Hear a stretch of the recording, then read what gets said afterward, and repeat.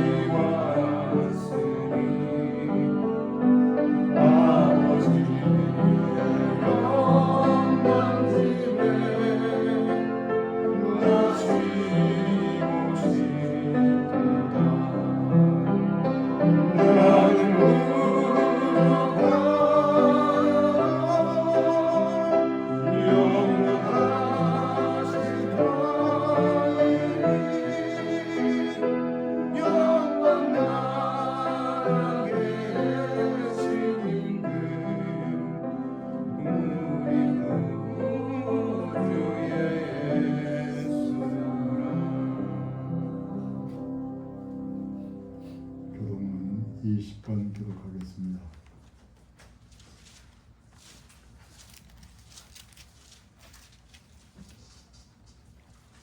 너희 의인들아 여호와를 즐거워하라.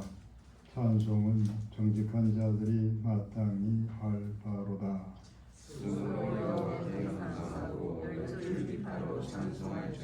새 노래로 그를 노래하며 즐거운 소리로 아름답게 연주할지어다. 여호와의 말씀은 정직하며 그의 말씀은 진실하시도다. 그는 공의와 정의를 사랑하시며 세상에는 여호와의 인자하심이 충만하도다. 여호와의 말씀으로 하늘이 지음이 되었으며 큰 한산을 그 입으로 기울었도다. 그가 바닷물을 모아 무더기같이 쌓으시며 깊은 물을 곳간에 두시도다. 온 땅은 여호와를 두려워하며 세상의 모든 거민들은 그를 경외할지어다. 아멘. 신앙 고백하겠습니다. 나는 전능하신 아버지 하나님 전지의 창조주를 믿습니다. 하늘의 유일하신 아들 우리 주 예수 그리스도를 믿습니다. 그는 성령으로 잉태되어 동정이와 아기에 태어나시고 본디오 빌라도에게 고난을 받아 십자가에 못 박혀 죽으시고 장사된 지 사흘 만에 죽은 자 가운데서 다시 살아나셨으며 하늘에 오르시어 전능하신 아버지 하나님 우편에 앉아 계시다가 그로부터 살아있는 자와 죽은 자를 심판하러 오십니다. 나는 성령을 믿으며 거룩한 공교회와 성도의 교제와 죄를 용서받는 것과 몸의 부활과 용생을 믿습니다. 아멘.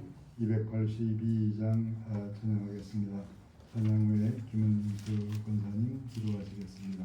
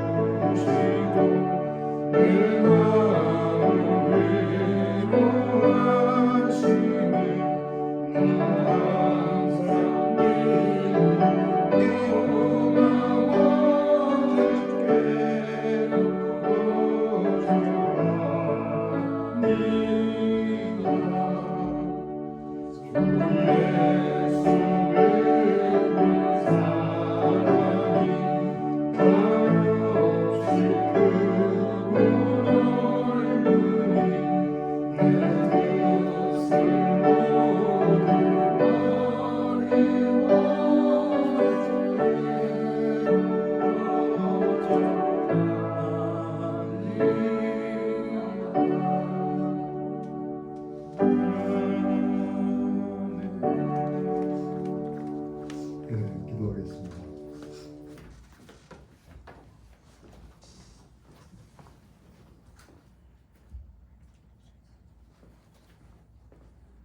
우주 만물을 창조하신 아버지 하나님, 예수 그리스도를 통하여 죄인을 구원하신 하나님, 성령으로 임하사 예배를 받으시는 하나님, 주님의 날에 하나님의 백성들을 교회로 인도하사 겸손하게 낮아진 마음으로 예배드리게 하시오니 감사드립니다. 오늘 드리는 예배가 하나님을 영화롭게 하는 예배가 되게 하시며 예배드리는 백성들에게 한량없는 은혜를 베푸시옵소서. 믿음이 부족하여 수없이 실족하며 살아가는 저희를 불쌍히 여기시옵소서. 저희가 깨닫고 기억하는 죄를 용서하시오며 기억하지 못하고 깨닫지 못하는 죄악까지도 용서하시옵소서. 예배드리며 찬양하며 말씀 듣는 동안 성령으로 충만케 역사하시옵소서. 성도들의 기도와 기다림이 보이는 열매로 나타나게 하셔서 하나님께 감사 찬송하며 영광 돌리게 하옵소서. 오랫동안 어려움을 겪어온 이 나라 위에 은혜와 평강을 허락하시옵소서. 교회를 위해 새롭게 하시오며 성도의 가정과 사업장을 강건하게 새롭게 하시옵소서. 어려운 시기를 살아오는 동안에 마음과 몸이 지치고 연약해진 성도들에게는 하나님의 능력으로 임하사 그 그들을 치유하시고 강건하게 일으키시옵소서. 하나님과 우리 사이 힘을 잃어버린 관계, 성도들 사이, 가족들 사이에 상하고 깨트러진 관계들을 굳건한 믿음의 관계로 새롭게 하시옵소서. 성령으로 충만케 임하사 은혜로운 예배가 되게 하시옵소서. 예수 그리스도의 이름으로 기도하옵나이다.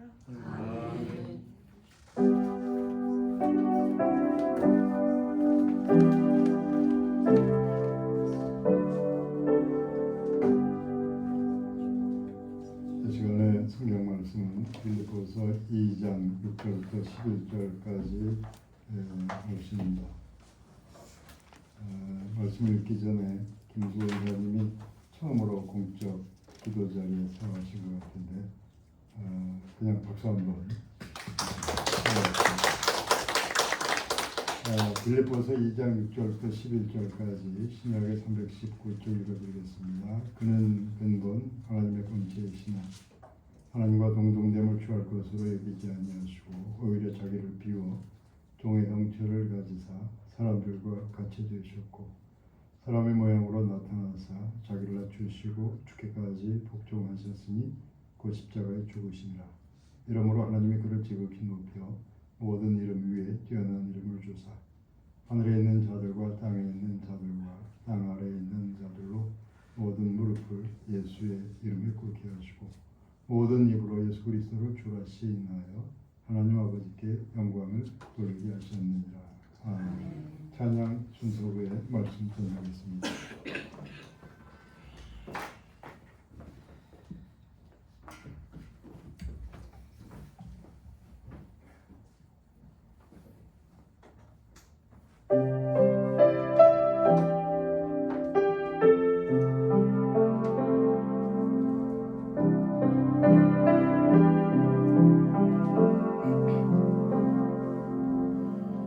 말씀 앞에서 경외함으로 주께 홀로 섭니다. 생명의 말씀 읽고 순종해 주를 예배합니다. 기록된 말씀 힘이 있어서 진리로 우리 거룩해 하며 거룩한 말씀 세세 영원히 복음이 되어 말씀하시네. 하나님 말씀에 두려웠던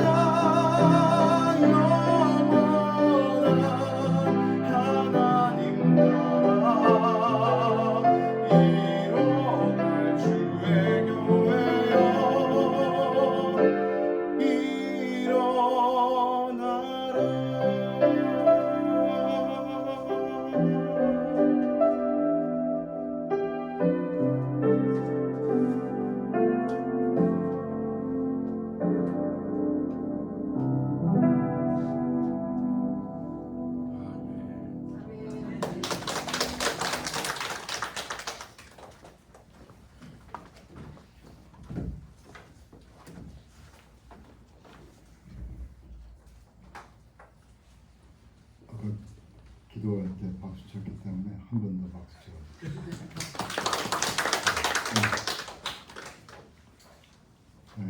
어린 시절에 저는 그 모험적인 아이였습니다.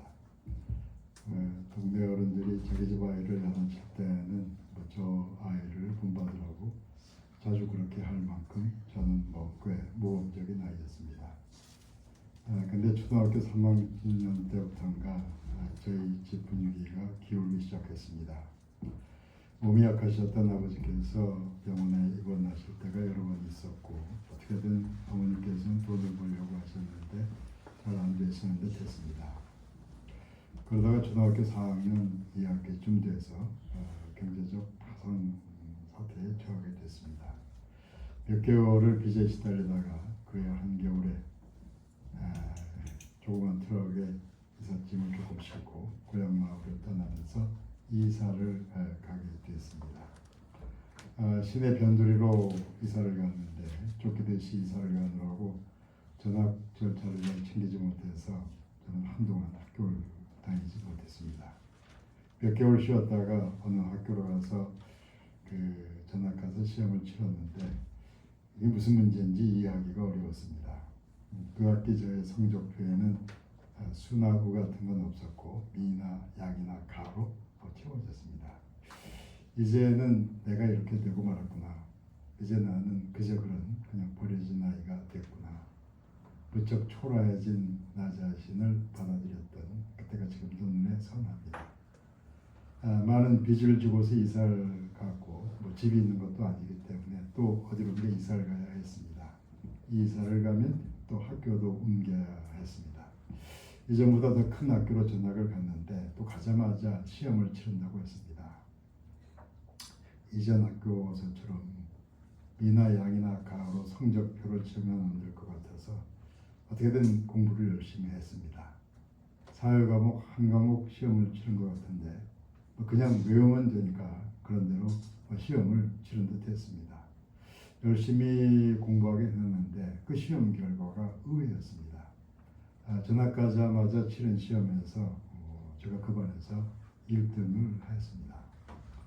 그 변두리 학교로부터 허름한 성적표를 가지고 전학 온 아이가 전학 오자마자 1등을 하니까 선생님과 그 반 아이들이 같은 표정으로 저를 바라봤던 기억이 납니다. 어쨌든 그 이후로 저는 공부 잘하는 그 모범생의 정체성을 회복하기 시작했던 것으로 기억됩니다. 모두 그때부터인가 저는 이런 질문을 하고 있었습니다. 나의 인생은 왜 이런가? 나의 인생은 다른 아이들과 좀 다르지 않은가?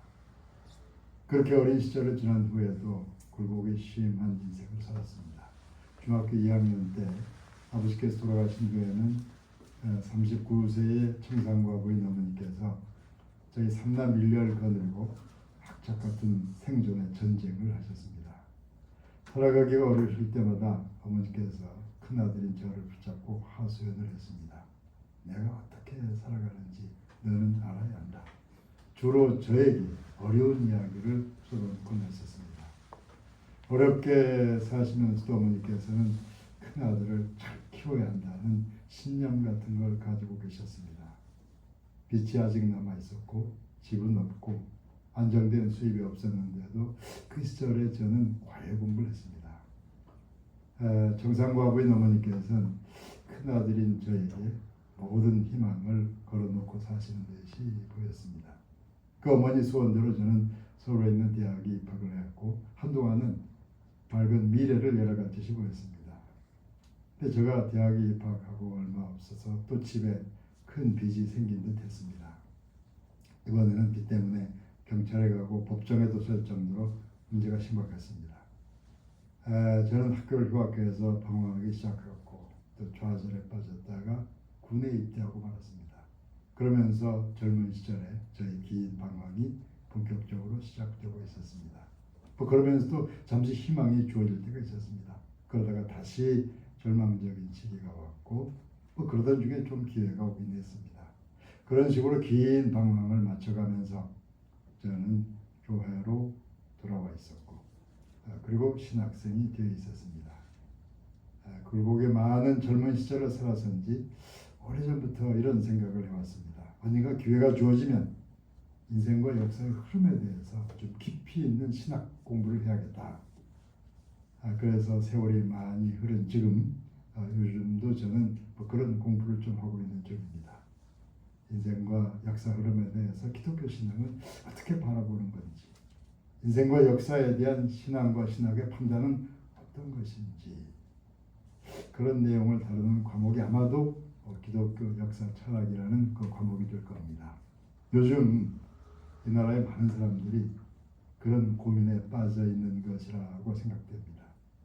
이 나라 미래, 이 나라 역사가 어떻게 될 건지, 이 나라 백성인 우리가 어떻게 되어갈 것인지, 이 나라의 역사는 어떻게 흘러가게 되는 것인지, 그 질문에 대한 성경적인 답을 찾으려면 어떻게 해야 할 것인지, 그런 질문을 하면서 함께 성경적인 역사 공부에 이 시간에 참여하는 시간이 되었으면 합니다. 인생이란, 역사란 무엇인가? 인생과 역사는 도대체 어떻게 흘러가는 것인가? 고대 그리스의 플라톤은 아테네의 귀족 가문에서 태어났습니다. 별 문제 없이 성장만 하면 장관 정도 직책을 그냥 맡게 되는 그런 귀족으로 태어난 겁니다.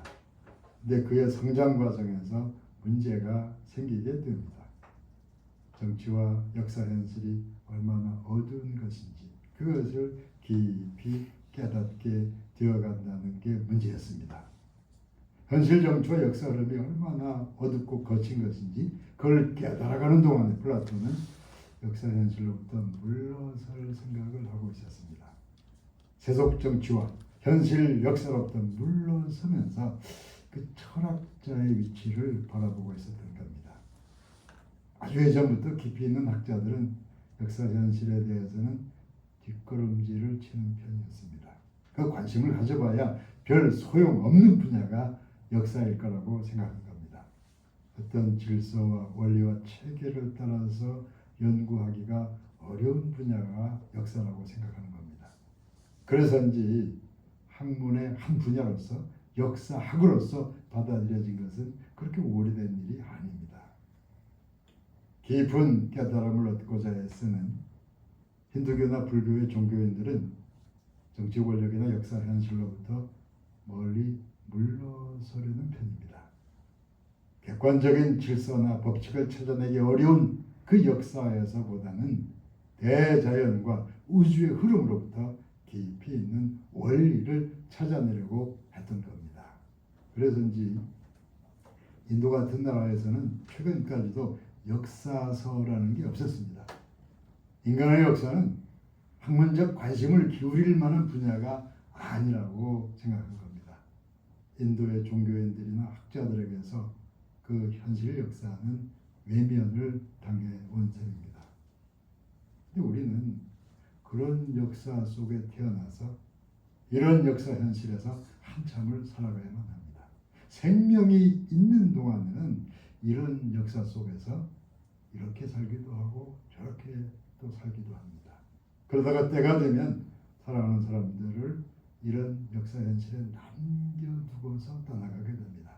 그러니까 우리는 어렵더라도 이런 역사에 대해서, 이 답답하고 어두운 역사 현실에 대해서 관심을 가져야만 합니다.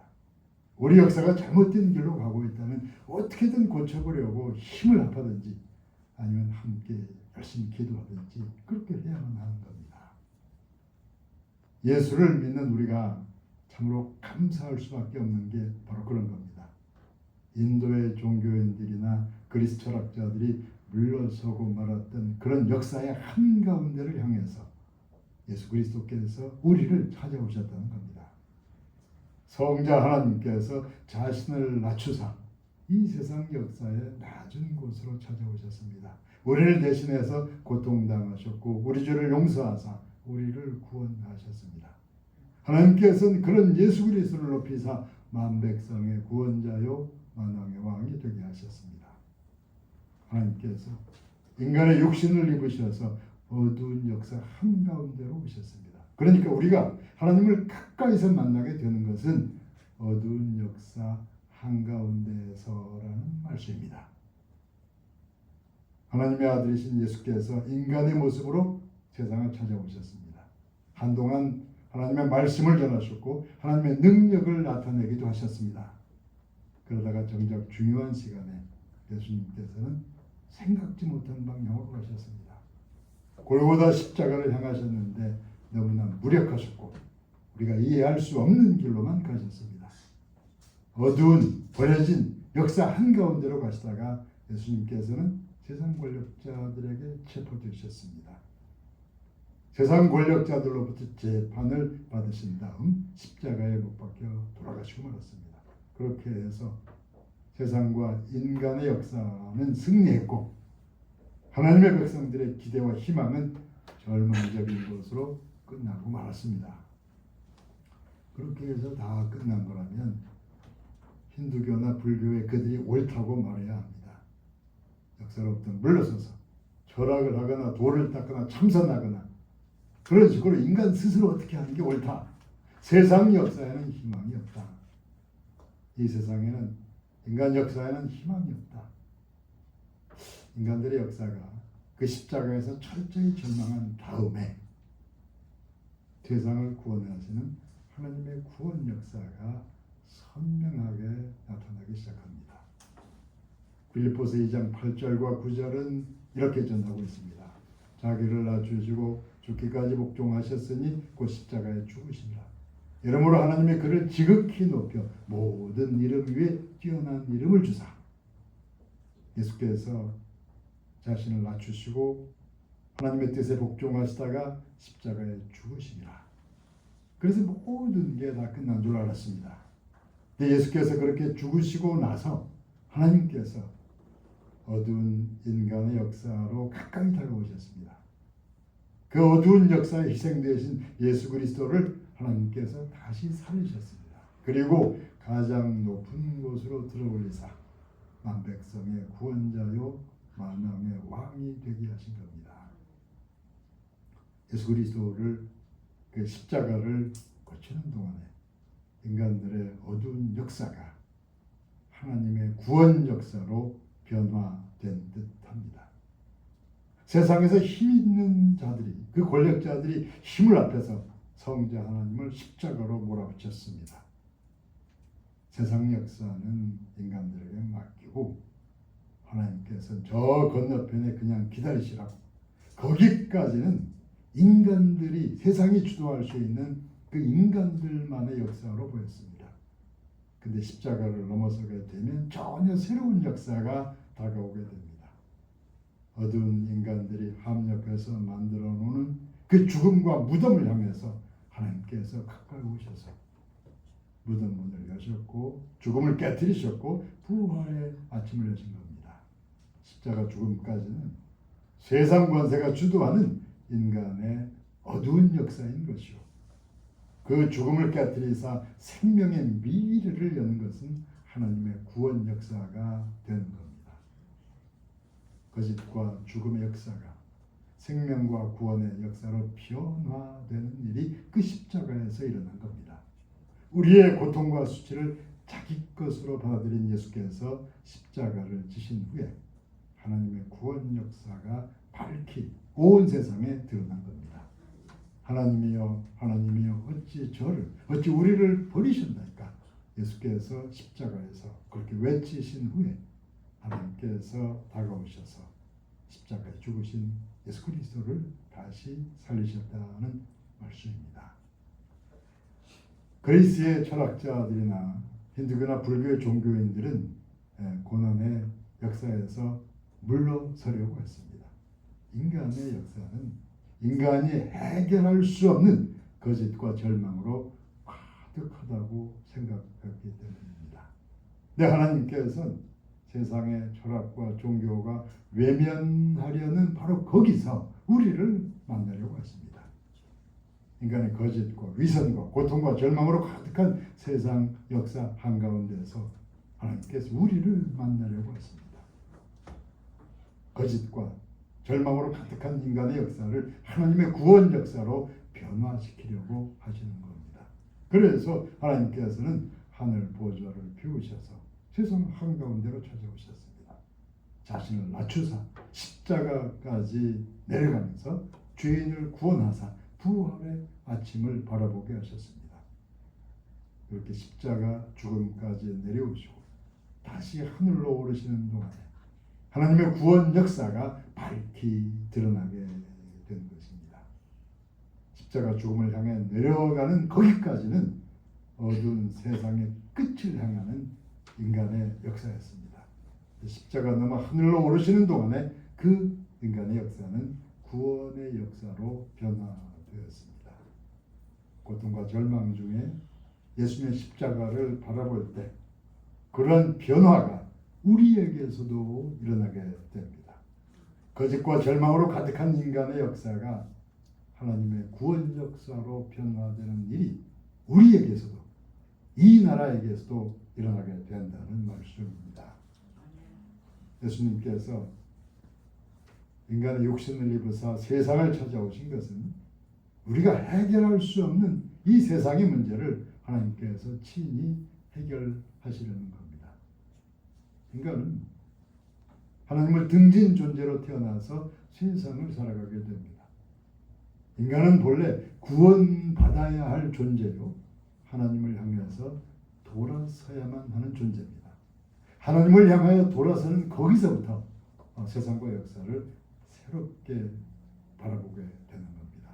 우리로 하여금 하나님과 관계를 회복하게 하려고 인간의 육신을 입으사 낮은 곳으로 오신 하나님이 예수 그리스도이십니다. 그렇게 우리를 찾아오신 예수 그리스도를 우리는 어떻게 만날 수 있을 것이냐? 그것이 결국은 인생과 역사에서 가장 중요한 문제가 될 겁니다. 열심히 기도하다가 성령이 임하시면 우리는 예수 그리스도를 가까이서 만나게 됩니다. 말씀을 읽고 묵상하고 기도하다 보면 그리스도를 만나는 체험을 하게 됩니다. 그런데 이 시간 마지막에 저는 그 역사와 관련된 한 가지 그 방법, 노하우, 가르침을 전하면서 이 시간을 마치려고 합니다. 이 시간 처음에 저는 저의 어린 시절 이야기를 말씀드렸습니다. 그런 시절을 자랑하거나 돌아가고 싶어서 말씀드린 건 아닙니다. 그때부터 지금까지 하나님께서 어떻게 저를 이끌어 오셨는지 그 구원 역사에 대해서 말씀을 드리려고 하는 겁니다. 어두운 과거를 떠올리면서 대중의 분노를 일으키면서 피해 혁명을 부르짖는 그런 과거사는 그 마르크스의 과거사입니다. 과거를 떠올리면 불안과 두려움이 몰려온다면 그 정신과적인 치료가 필요한 과거사가 될 겁니다. 그런데 하나님과 우리의 과거사는 하나님께서 우리를 구원하시려고 찾아오셨던 구원의 역사가 됩니다. 그러한 구원의 과거사를 떠올리면서 감사 찬송하며 기도할 때마다 그러한 역사가 우리 인생과 역사를 다시 새롭게 이끌어가게 됩니다. 이 나라가 세계사에서 다 사라져갈 때 그 시기에 이 나라를 향한 기독교의 선교가 시작되었습니다.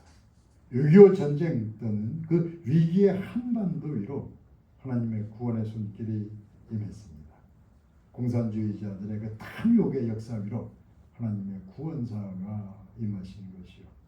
어두운 인간들의 역사 위로 하나님의 구원의 손길이 임하셔서 새로운 미래를 열어온 겁니다.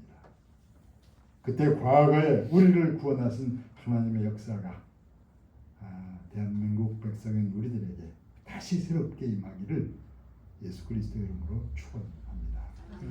기도하겠습니다.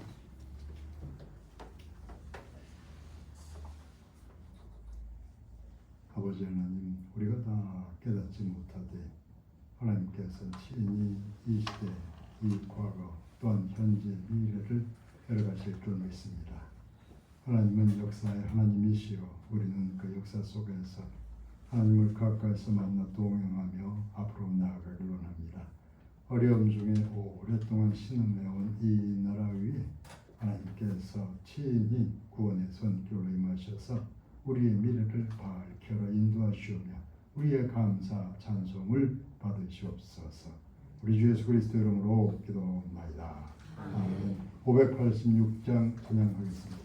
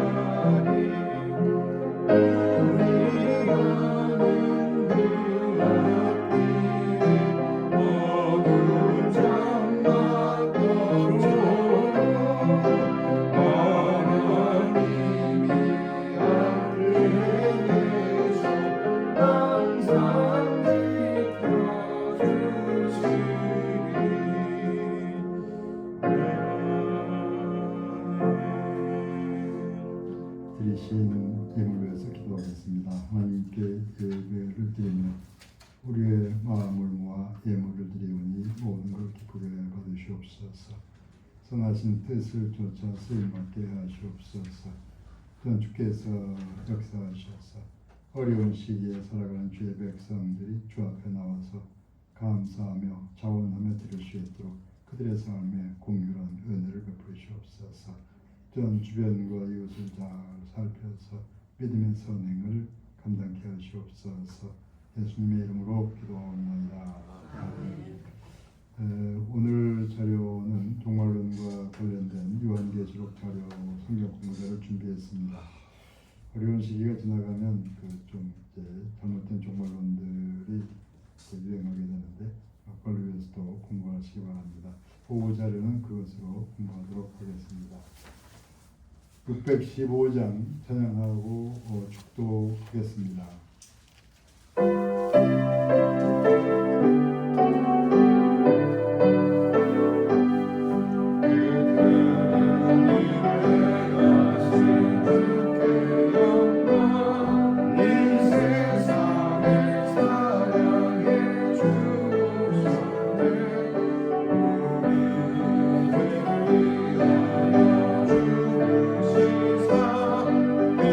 영원한 생명